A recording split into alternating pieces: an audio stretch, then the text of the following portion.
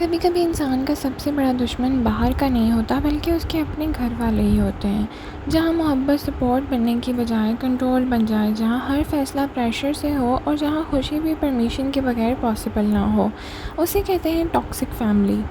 कभी मैं कभी तुम सिर्फ एक कहानी नहीं बल्कि ऐसी रियलिटी है हम में से बहुत से लोग जी रहे हैं। तो आइए कभी मैं कभी तुम का रिव्यू करते हैं।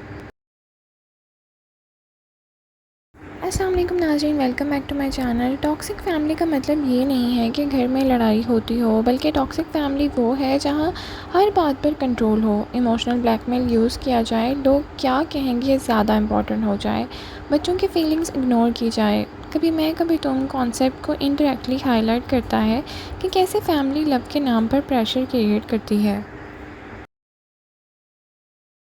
कभी मैं कभी तुम पाकिस्तान का एक ऐसा ड्रामा है जो यूथ और फैमिली कॉन्फ्लिक्ट्स को एक साथ दिखाता है।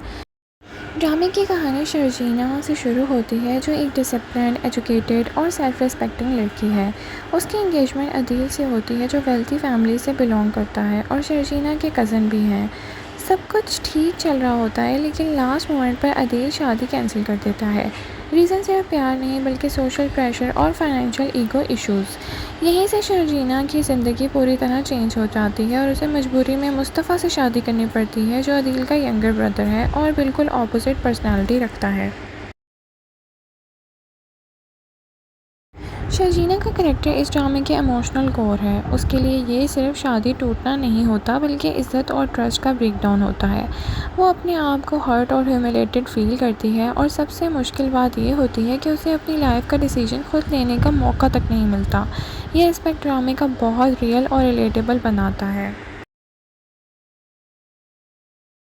दूसरी तरफ अदील का कैरेक्टर काफ़ी कंट्रोवर्शियल है। वो एक वेल्थी और परफेक्ट मैच समझा जाता है, लेकिन उसका ईगो और प्रेशर हैंडलिंग वीक होता है। शादी कैंसिल करना उसकी कॉवर्डनेस को शो करता है और वो अपने इमोशंस और फैमिली प्रेशर के बीच फैसला नजर करता है। इसी वजह से वो शर्जीना की लाइफ को सबसे ज़्यादा डिस्टर्ब करता है। मुस्तफ़ा ड्रामे का सबसे इंटरेस्टिंग कॉन्ट्रास्ट है। वो बिल्कुल रिस्पॉन्सिबल, लेड बैक और गेमिंग लाइफ जीने वाला इंसान है। उसका कोई सीरियस करियर फोकस नहीं है, लेकिन शर्जीना के साथ शादी के बाद उसकी लाइफ भी चेंज होने लगती है। ये कॉन्ट्रास्ट ये ड्रामे का मेन अट्रैक्शन है, discipline versus care free personality clash. ड्रामे में बहुत से मेजर इश्यूज़ थे, जिनमें फोर्स मैरिज प्रेशर था जो शर्जीना को अपनी मर्ज़ी के बगैर शादी करने पर मजबूर किया। ईगो वर्सेस लव कॉन्फ्लिक्ट था। अदील का ईगो और सोशल प्रेशर रियल लव को डिस्ट्रॉय कर देता है। क्लास डिफरेंस थिंकिंग था। रिच वर्सेस मिडिल माइंडसेट का साइकोलॉजिकल इम्पैक्ट क्लियरली दिखाया गया था।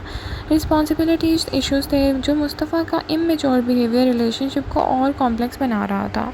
इमोशनल ट्रॉमा था। शर्जीना का मेंटल स्टेट सबसे ज़्यादा सफ़र हो रहा था कि एक तो उसको हस्बैंड ऐसा मिल जाता है और दूसरा उसका ससुराल उस पर इंतहा का प्रेशर करता है।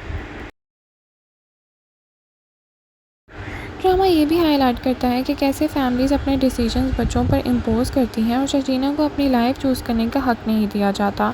हर डिसीजन लोग क्या कहेंगे कि बेस पर लिया जाता है और यही चीज़ उसकी लाइफ को सबसे ज़्यादा डिस्टर्ब करती है।